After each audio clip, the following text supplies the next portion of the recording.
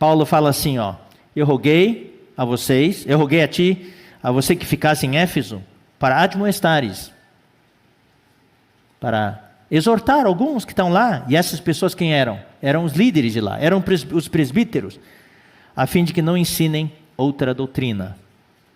Essa palavra ensinar outra doutrina, no grego é heterodidaskaleo. Heterodidaskaleo. Hétero, o que é hétero? Diferente. Homo é igual. Hétero é diferente.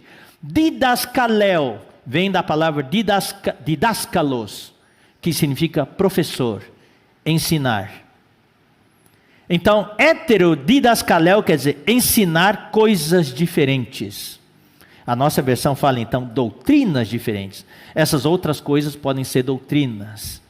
Tá certo? Essa palavra didaskalos, em 1 Coríntios 12, 28, fala de profeta, de mestres. Mestre é didaskalos, é um professor, mestre. Efésios 4:11 fala que a uns Deus constituiu como apóstolos, outros profetas, outros evangelistas, pastores e mestres. Esse mestres é didaskalos. Então, hétero mais didaskalos é heterodidaskaleo, é ensinar coisas diferentes.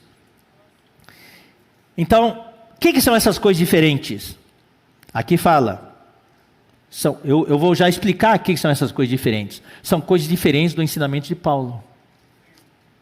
Eles não ensinavam o que Paulo ensinava. Eram coisas baseadas em ideologias que havia naquela época já.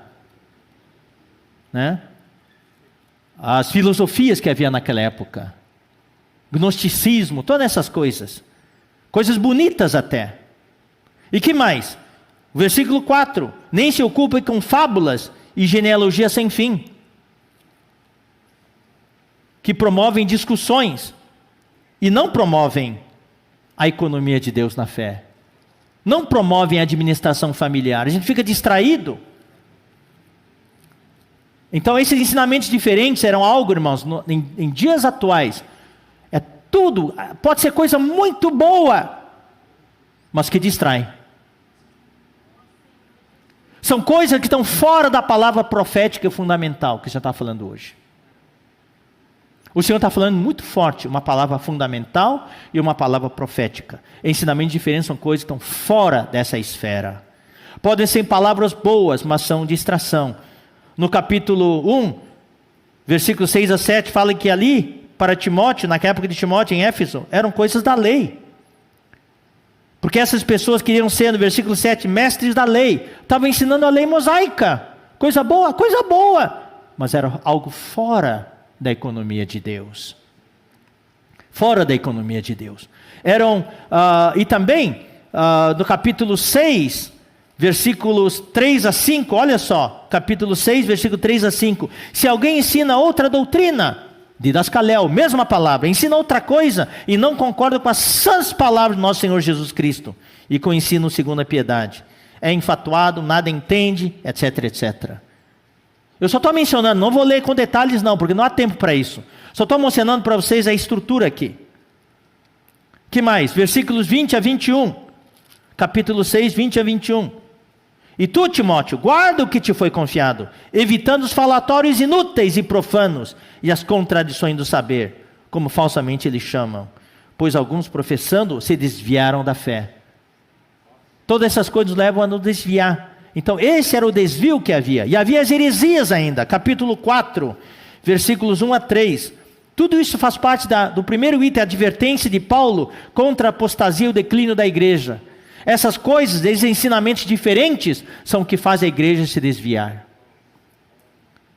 Ora, o Espírito afirma expressamente que nos últimos tempos, alguns apostatarão, se desviarão da fé, por obedecerem a espíritos enganadores e ensinos de demônios, pela hipocrisia dos que falam mentiras e que têm cauterizada a própria consciência, que proíbem o casamento e exigem abstinência de alimentos que Deus criou para serem recebidos com ações de graças pelos fiéis e por quantos conhecem plenamente a verdade. Então entraram várias heresias. E hoje também já estão entrando heresias. Nós falamos numa das sextas-feiras à noite, estão querendo modernizar, atualizar a Bíblia. para que a homossexualidade seja algo aceito.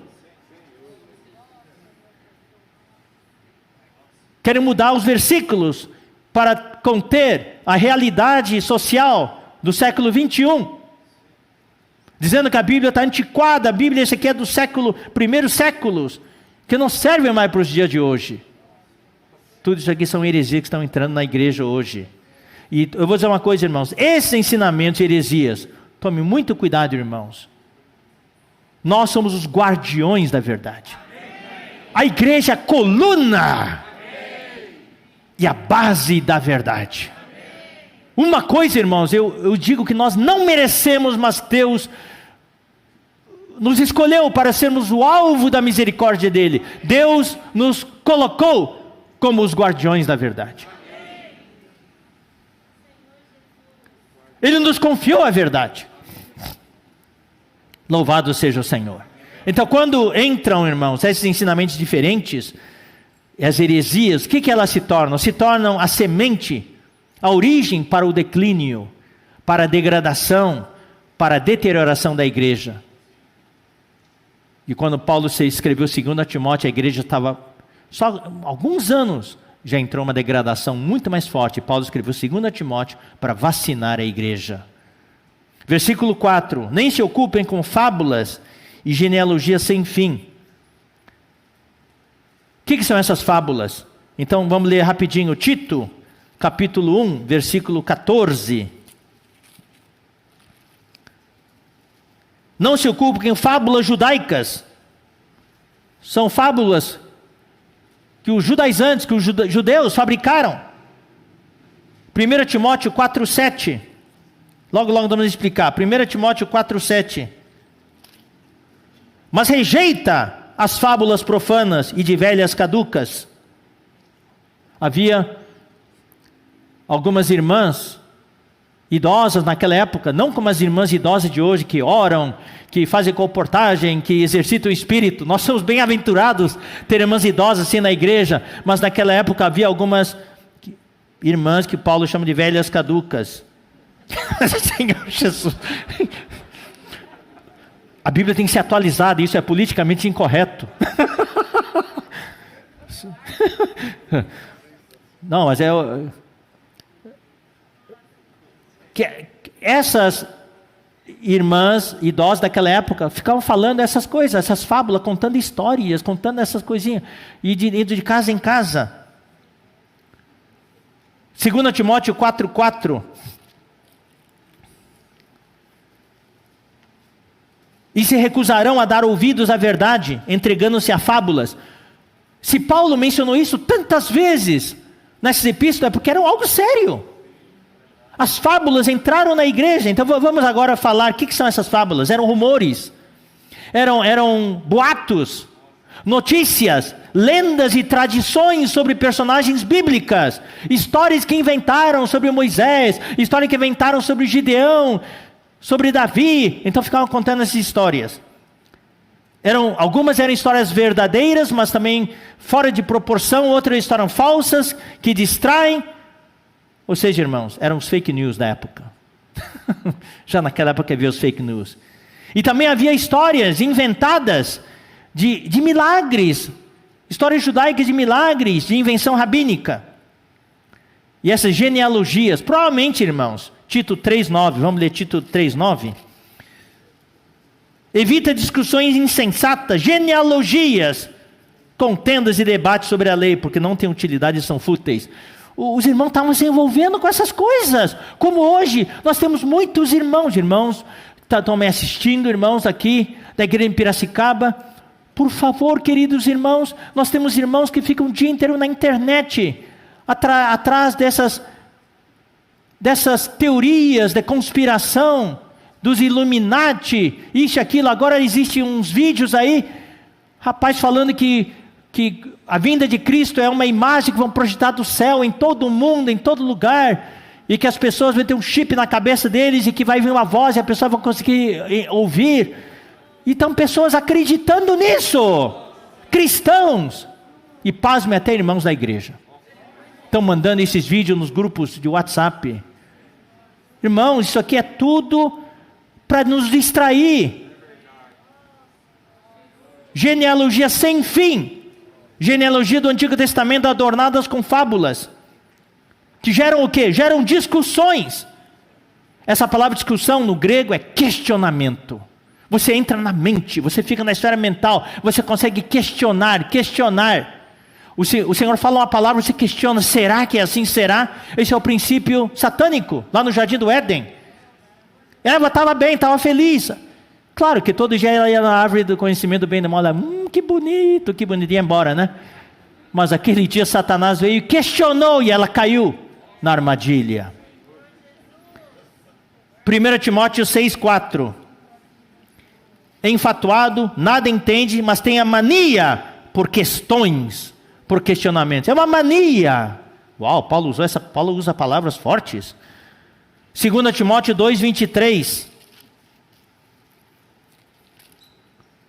E repele as questões insensatas, repele os questionamentos insensatos, rejeita. E Tito 3,9, mais uma vez, 3,9.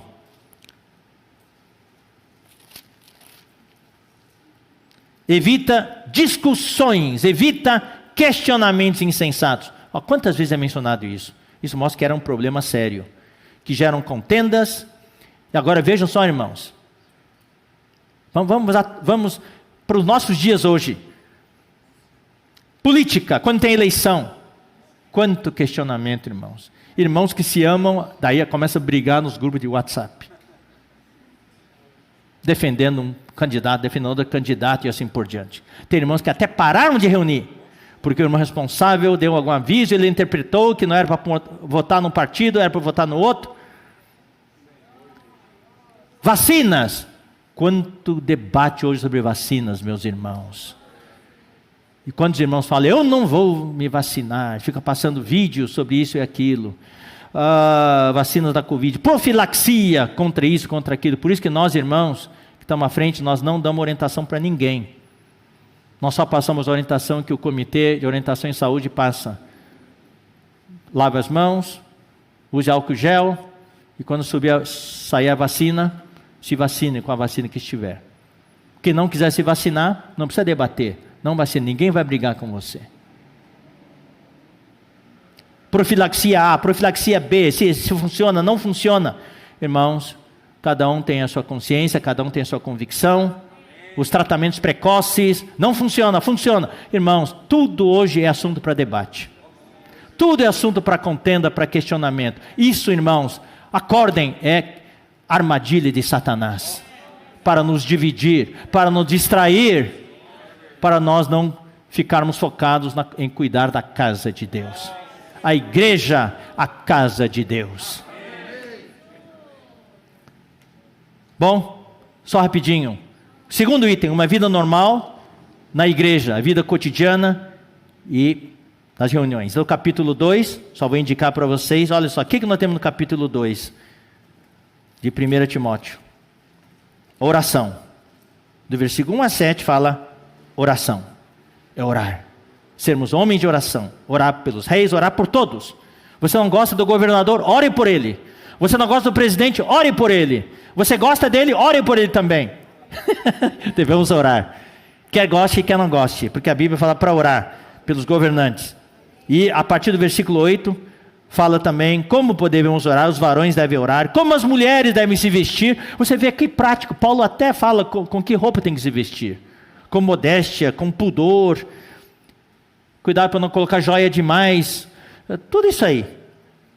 Fala também sobre a mulher falar na igreja. Porque naquela época, talvez havia algumas irmãs que realmente falavam demais. Tomavam posição lá de... mandavam nos irmãos. Daí Paulo teve que ser muito forte aqui. Tá? Então aqui tem orientações práticas. A ordem, né, irmãos? A vida normal nas reuniões da igreja, a vida cotidiana normal. Capítulo 3. Puxa, versículos 1 até 13. Fala dos diáconos e diaconisas e dos presbíteros. Não tem presbítera, só presbítero, né? No item 4, procedimentos e orientações na igreja. Capítulo 3, versículos 14 e 15a. Escrevo-te estas coisas, esperando ir ver-te em breve, para que, se eu tardar, fique ciente de como se deve proceder na casa de Deus. Estou ensinando para você, Timóteo, como fazer as coisas. Bem prático. Aqui não tem muita... Tem revelação também, tem visão, mas não é como nas outras epístolas, como o coração da Bíblia. Efésios, Filipenses, Colossenses, Filemão, etc. Bom, de que mais? Capítulo 5, versículo 1. Uau, ali fala de várias idades. O homem idoso, mulheres idosas, jovens, homens, jovens, mulheres. Uau, e um montão, um versículo, puxa vida, um trecho inteiro sobre as viúvas. Gastou bastante tempo com as viúvas, porque havia um problema sério com essas viúvas lá. E Paulo teve que gastar quase metade do capítulo falando dessas viúvas. Então, realmente, eram muitas orientações e procedimentos. E daí, a partir do versículo 17 do capítulo 5, fala dos honorários dos presbíteros. Honrar os presbíteros com ofertas. Não só com respeito, mas também suprir. Eles são presbíteros em tempo integral, estão servindo a igreja, não tem tempo para ganhar dinheiro, vamos supri-los. Fala também dos presbíteros que não têm um bom testemunho, como tratar com eles. No versículo 22, fala também, olha só, até esse detalhe entrou. Timóteo, você é meu representante, você pode impor as mãos e passar autoridade para alguém, mas não imponha precipitadamente as mãos. E 23, olha só, isso aqui... Paulo até deu essa orientação. Timóteo tinha um problema no estômago dele. Paulo falou para ele, não beba só água, não, beba um pouquinho de vinho também. Então daí surgiu o famoso vinho marca Timóteo. O capítulo 6, aqui fala da relação dos servos e dos amos. Naquele tempo na sociedade havia os escravos e os amos. Então, como deviam... E muitos escravos se tornaram crentes, e os amos também. Qual era a relação entre eles? Versículo 3 fala como tratar com aqueles que ensinam outras coisas. Versículo 6 fala do dinheiro. Olha só que prático, né? E versículo 17 a 19 do capítulo 6 também fala do dinheiro, dos ricos. Está vendo? Paulo falou, daí não terminou, daí falou de outras coisas, lá na frente lembrou, opa, faltou um pouquinho, daí ele completou. Então mostra a informalidade dessa epístola, a intimidade que eles tinham. Quinto item, a função da igreja. Rapaz, isso aqui é bom demais, isso aqui. Eu vou ler isso aqui, ó. Função da igreja. Qual é a função da igreja? No final do versículo 15 fala, a igreja, a casa de Deus, que é a igreja do Deus vivo. Qual é a sua função? Coluna e baluarte da verdade. Então esse é o título da segunda mensagem. A igreja, coluna e baluarte da verdade. Coluna e base da verdade. E daí versículo 16, evidentemente, grande é o mistério da piedade. Uau, isso aqui é um cântico com um monte de revelações. Isso aqui é a terceira mensagem. A igreja, o grande mistério da piedade. Louvado seja o Senhor. Então essa é a função da igreja. A igreja está aqui como a coluna e base da verdade. E a igreja é o antídoto contra o mistério da iniquidade. A igreja é o mistério da piedade, que é o mistério que expressa Deus.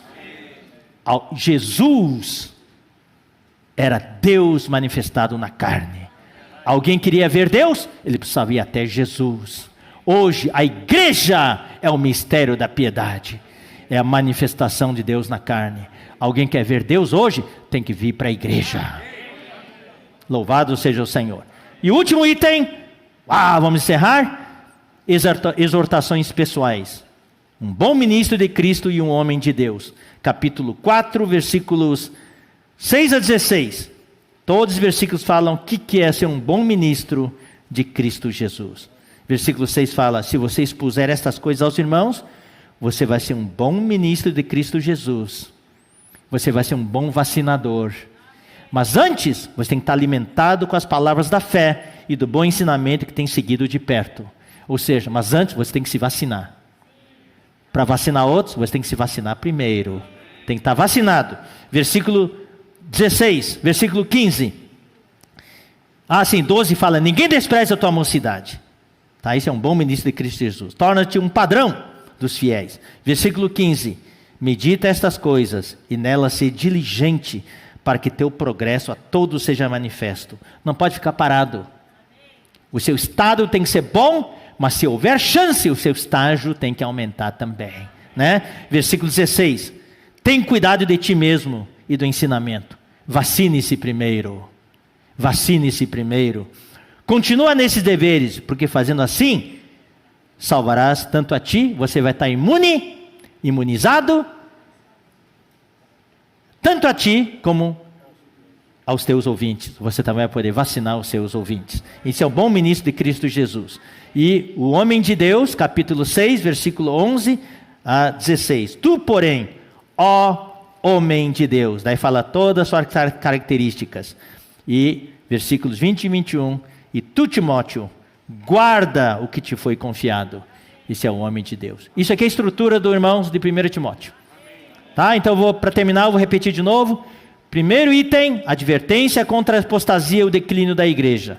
Segundo item, uma vida normal, cotidiana e de reuniões na igreja. Terceiro item, administração da igreja, presbitério e diaconato.